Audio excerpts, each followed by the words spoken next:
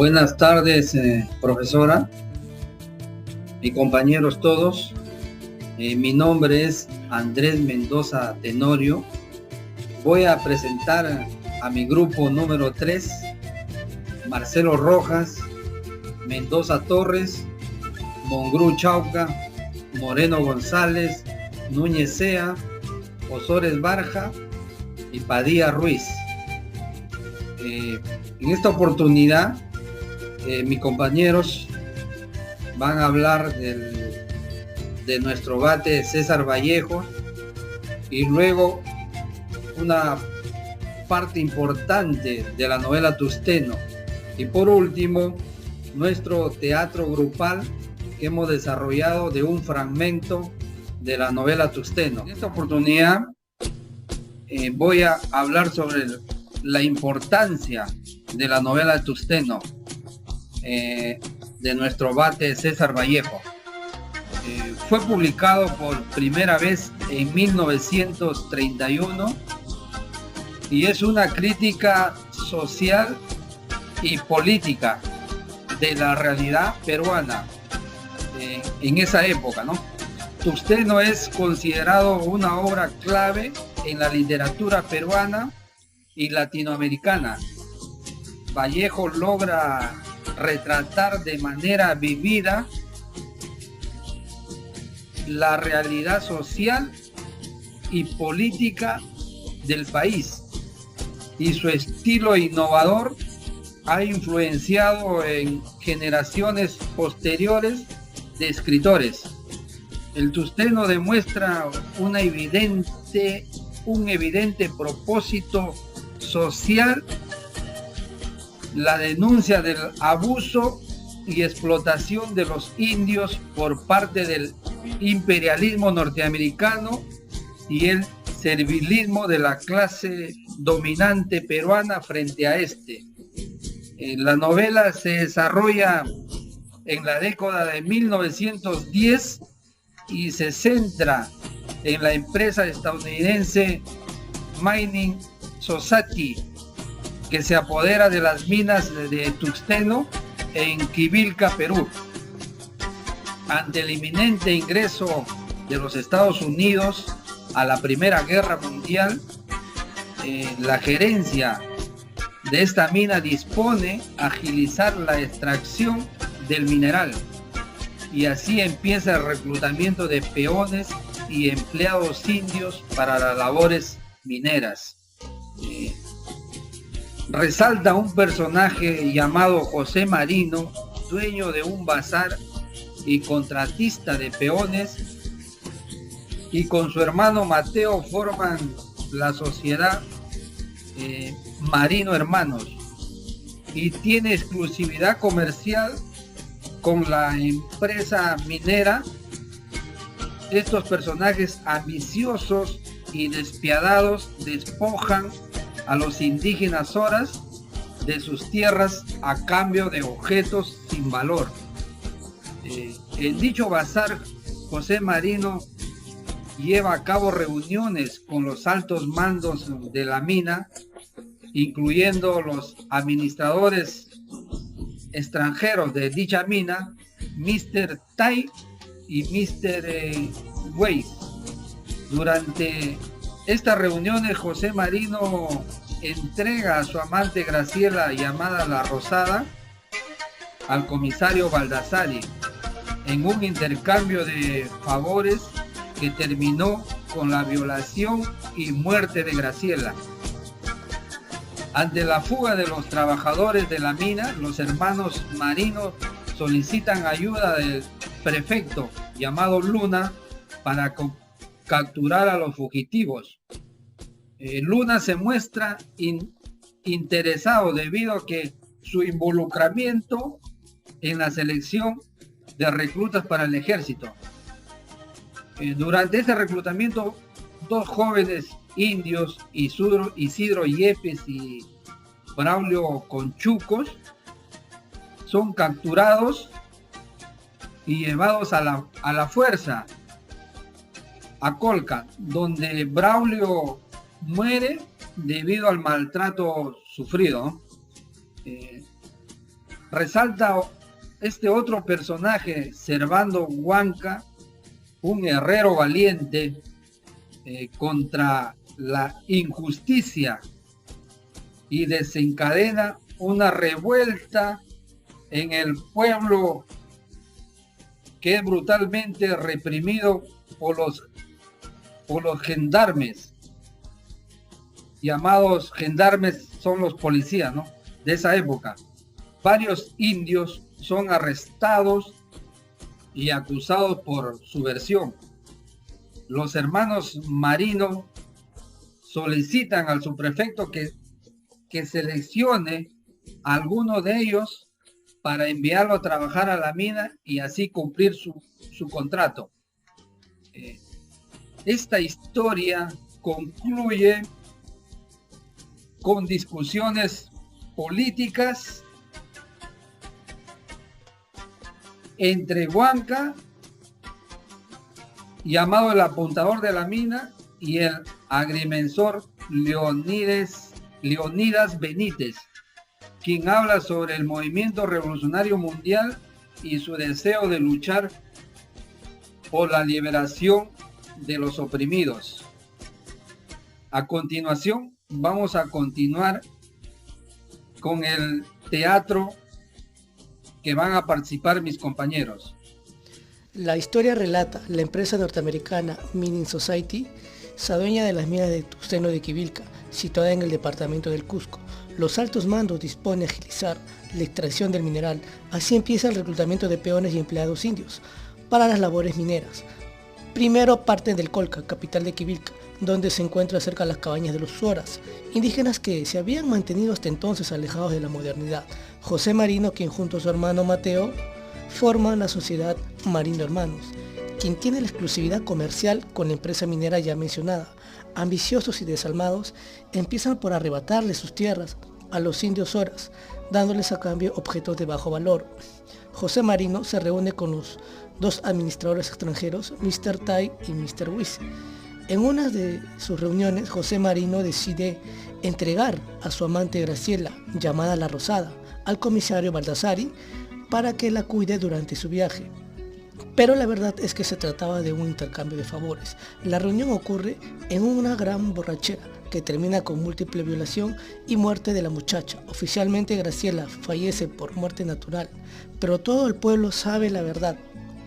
Ante la huida de los mineros, desilusionados y con las malas condiciones y los bajos salarios, los hermanos Marino pidieron al prefecto Luna que enviara a la policía para arrestar a los prófugos y hacer cumplir sus contratos.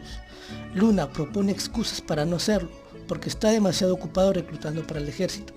Sin embargo, ve la posibilidad de que sus intereses combinen en beneficio mutuo. Dos jóvenes indios, Isidoro Yepes y Braulio Conchucos, son capturados y llevados a la fuerza hasta el Colca para presentarse ante la Junta Conscriptora Militar. Braulio Conchucos murió frente a la multitud por el brutal abuso que sufrió en el trayecto. El valiente herrero Servando Huanca protestó públicamente contra la injusticia, lo que provocó un levantamiento popular que fue brutalmente reprimido por los gendarmes, con varios muertos y heridos. Varios indios son arrestados, acusados de subversión. Entonces, los marinos solicitan al prefecto que seleccionara a alguno de ellos y los enviará a trabajar a la mina. De esta manera pueden cumplir sus contratos con las empresas mineras. Al final de la historia, da paso a unas discusiones y consideraciones políticas entre Servando Huanca y dos personajes, el apuntador de la mina, ex amante de La Rosada, y el agrimensor Leonidas Benítez. Este último fue expulsado por la empresa minera. El herrero Huanca se dirigió a ellos y les explicó que el movimiento revolucionario mundial derrotaría a todos los explotadores y liberaría a los trabajadores e indios en todas partes. El concejal se mostró entusiasmado con el programa y prometió ayudarles, mientras que Benítez reacio al principio, pero finalmente accedió a servir a la causa de los oprimidos en levantamiento en futuras y cercanas rebeliones. Así termina la novela. Buen día, mi nombre es Gonzalo Luis Mestanza Rioja, de la carrera de Ingeniería Industrial. En esta oportunidad les voy a hablar un poco sobre la biografía de nuestro gran escritor peruano César Abraham Vallejo Mendoza, ¿no? César Abraham Vallejo Mendoza nació el 16 de abril de 1892 en Santiago de Chuco, ¿no?, en el departamento de La Libertad. ¿Quiénes fueron sus padres? Bueno, su padre fue el señor Francisco Vallejo y su madre María de los Santos Mendoza, ¿no? César Abraham Vallejo murió en París el 15 de abril de 1938 a la edad de 46 años. ¿Quién fue la esposa de César Abraham Vallejo Mendoza? Bueno, su esposa fue una parisina de nombre Georgette María Pilpa. Ella fue su esposa quien le acompañó durante sus últimos días de su vida, ¿no? César Vallejo era un escritor reconocido por sus obras modernísimas, ¿no?, que escribió, sus poetas, sus poesías, su novela como Tosteno. César Abraham Vallejo en Santiago de Chuco fue encarcelado injustamente durante 112 días, el cual, luego de salir de la cárcel, tomó la decisión de irse a Europa por el simple hecho de que fuera encarcelado injustamente y pasar más días en la cárcel, ¿no? César Abraham Vallejo hoy en día es uno de los poetas más reconocidos de Latinoamérica y sus obras y versos, según algunos críticos, escritores, no pueden entender alguna de sus obras, ¿no? Gracias.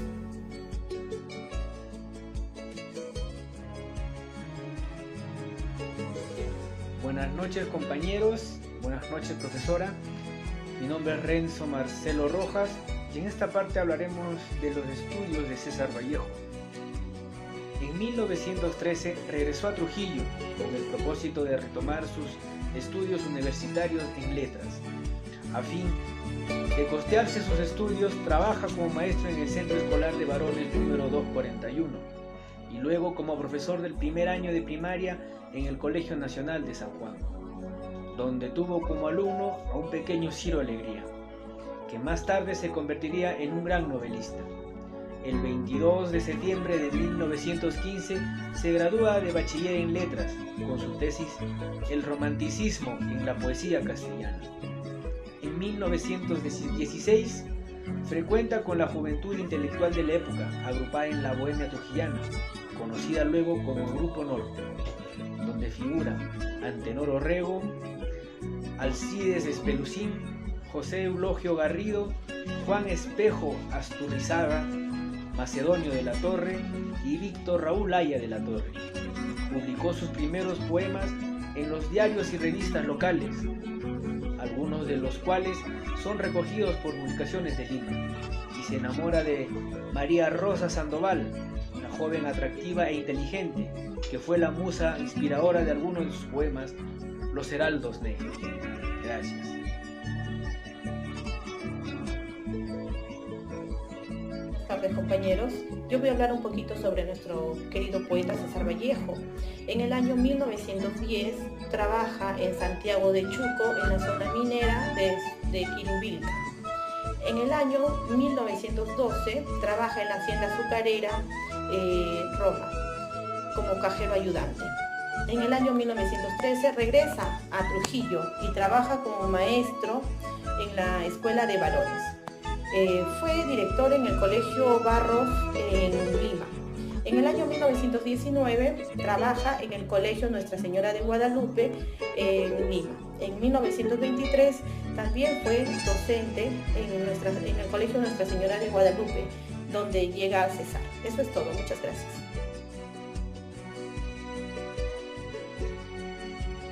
Buenas noches, compañeros, les saluda Marcos Ores en esta ocasión para poder yo indicarles, mencionarles sobre la muerte de César Vallejo. César Abraham Vallejo Mendoza falleció en la capital de Francia un viernes 15 de abril de 1938, tal como lo había vaticinado en su soneto Piedra Negra sobre Piedra Blanca. Después de una vida de estrechez económica, falleció a los 46 años, falleciendo a los 46 años, un viernes santo con lloviznas en París, pero no jueves como él que lo vaticinó en su poema, como lo dije anteriormente, Piedra negra sobre piedra blanca. Me moriré en París con aguacero, un día tal cual, ya el recuerdo, me moriré en París y no me corro, tal vez jueves, como es hoy de otoño. Tras reposar en el cementerio Montreux en 1970, su viuda Georgette Vallejo traslada sus restos al cementerio de Montparnasse, escribiendo en su epitafio: he nevado tanto para que duermas. Eso es todo, compañeros.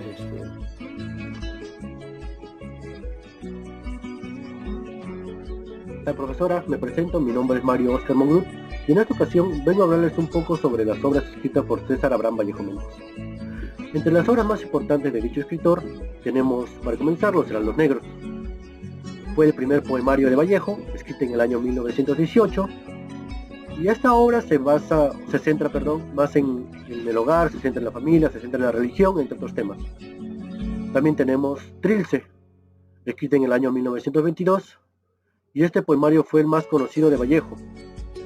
Esta obra fue escrita en gran parte en la penitenciaría de Trujillo, donde él estuvo encerrado entre el año 1920 y 1921. Y así como las dos obras mencionadas anteriormente, tenemos muchas más. Por ejemplo, están Escalas, escrita en el año 1923. Tenemos Poemas Humanos, escrita en el año 1939. Tenemos también España, aparte de este cáliz, también escrita en el año 1939. Y estas son obras que inmortalizaron a César Vallejo como uno de los escritores más grandes y conocidos de nuestro país. Muchas gracias por escucharme, profesor.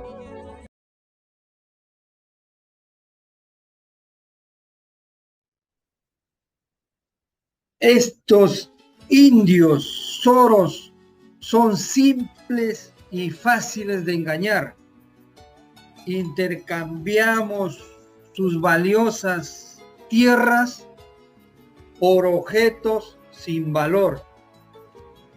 Así es, hermano. Aprovechemos su inocencia y falta de conocimiento sobre el dinero. Esto no puede seguir así. Los Horas merecen justicia y un trato justo. ¿No ven su nobleza y generosidad? ¿Justicia? ¿Trato justo? No hay lugar para eso en este negocio. Esos peones deben trabajar duro y deben obedecer nuestras órdenes. Aunque entiendo la necesidad de un orden laboral, también es cierto que estamos explotando a esos trabajadores. ¿No tienen derecho a mejores condiciones? Señores, trabajamos largas jornadas de trabajo bajo condiciones peligrosas y apenas recibimos una mísera paga. Somos tratados como si fuéramos desechables. Nos exprimen hasta sacarnos nuestra última gota de sudor sin importarles nuestra salud ni nuestro bienestar. No se preocupen, señores, estamos aquí para maximizar la extracción del tuosteno y garantizar los beneficios para nuestra empresa. Estos indios son solo una herramienta, no importa cuánto sufra mientras obtengamos resultados. Nosotros solo queremos vivir en paz en nuestras tierras ancestrales. ¿Por qué nos tratan como si no fuéramos seres humanos? Debemos unirnos y luchar por nuestros derechos. No podemos permitir que sigan pisoteando nuestra dignidad y robando nuestras tierras. Estoy cansado de esta injusticia. Es hora de que nos unamos y luchemos por nuestro derecho. No podemos permitir que sigan abusando de nosotros. Tienes toda la razón. Juntos podemos enfrentar esta opresión y exigir un trato justo. No debemos quedarnos de brazos cruzados. Estoy dispuesto a ayudarles en esta lucha. Como trabajadores, todos merecemos respeto y condiciones dignas.